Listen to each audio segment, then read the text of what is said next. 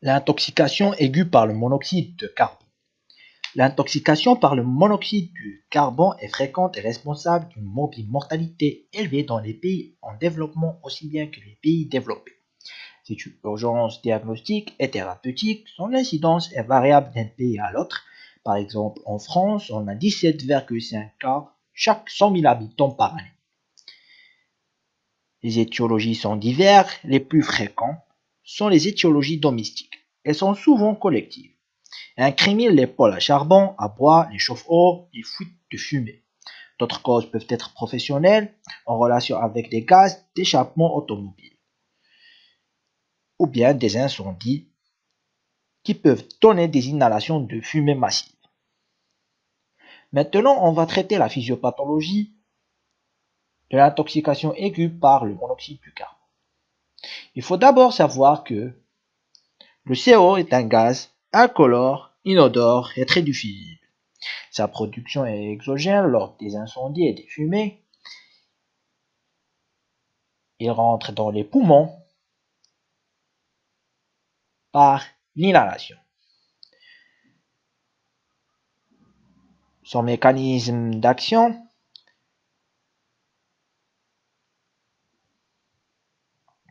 est la fixation du CO sur les hémoglobines. Il va donc aller se fixer lors de l'inhalation sur les hémoglobines et sa demi-vie est de 320 minutes à l'air ambiant, 80 minutes en oxygène pur et 23 minutes en oxygène hyperbare. Le carboxyhémoglobine donc va gêner le transport de l'oxygène vers les autres organes. L'affinité de l'hémoglobine au monoxyde du carbone est 230 fois supérieure à celle de l'O2. Le CO peut aussi se fixer sur les hémoprotéines dans 15% des cas. Cette fixation est lente et réversible. Par exemple, le CO peut se fixer sur le myoglobine et donner ce qu'on appelle le carboxymyoglobine. Le CO peut aussi se fixer sur les constituants de mitochondries comme le cytochrome P40, 450, les oxydases et aussi se fixer sur les catalases. Ce qui va donner un blocage de la respiration cellulaire puis le décès.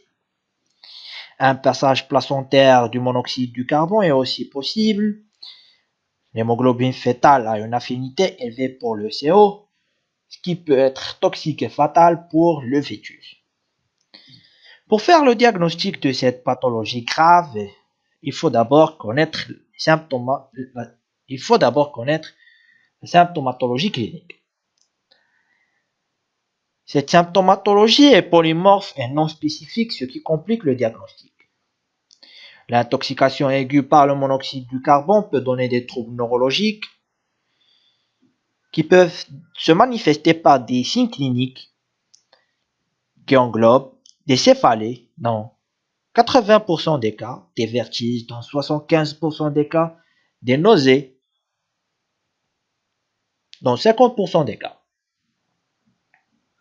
Ces symptômes régressent dès la sortie de l'atmosphère toxique.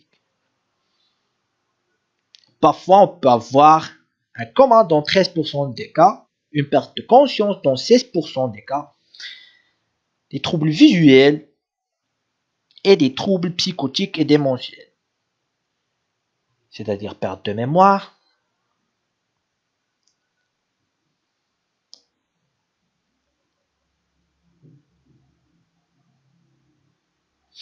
l'intoxication au monoxyde du carbone peut aussi donner des troubles cardiovasculaires, qui sont généralement des troubles de l'activité électrique du cœur détectés à l'ECG.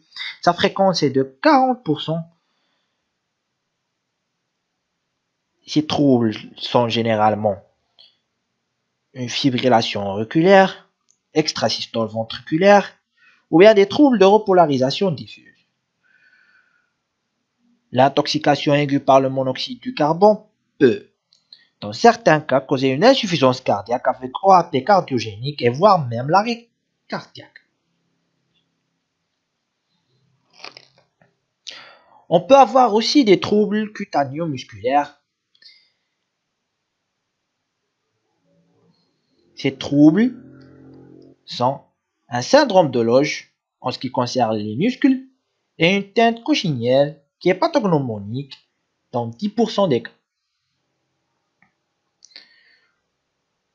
Pour confirmer le diagnostic de l'intoxication aiguë par le monoxyde du carbone, on peut faire un dosage du monoxyde du carbone dans l'air ambiant au lieu de l'accident et demander des examens paracliniques. On peut faire un dosage du carboxyhémoglobine. Ce dosage est dit positif lorsque le taux du carboxyhémoglobine dépasse 5%.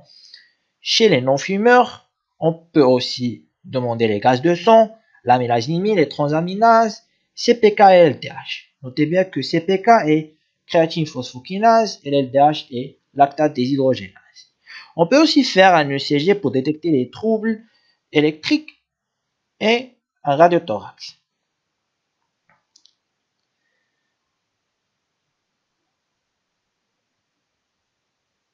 Pour la prise en charge thérapeutique, si on suspecte l'intoxication, il faut d'abord faire un prélèvement sanguin et faire un dosage atmosphérique. Si l'intoxication est certaine, il faut évacuer l'atmosphère toxique, faire un prélèvement sanguin sur place et démarrer une oxygénothérapie à masque à haute concentration au lieu de l'intoxication.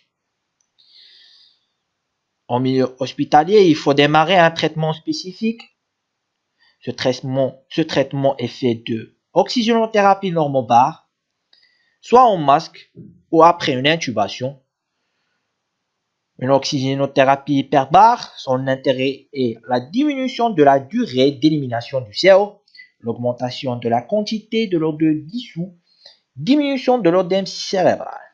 Ces indications sont diverses. Parmi ces indications, on a la grossesse, le coma, la perte de conscience, parfois l'OAP, les anomalies électriques et les céphalées qui persistent.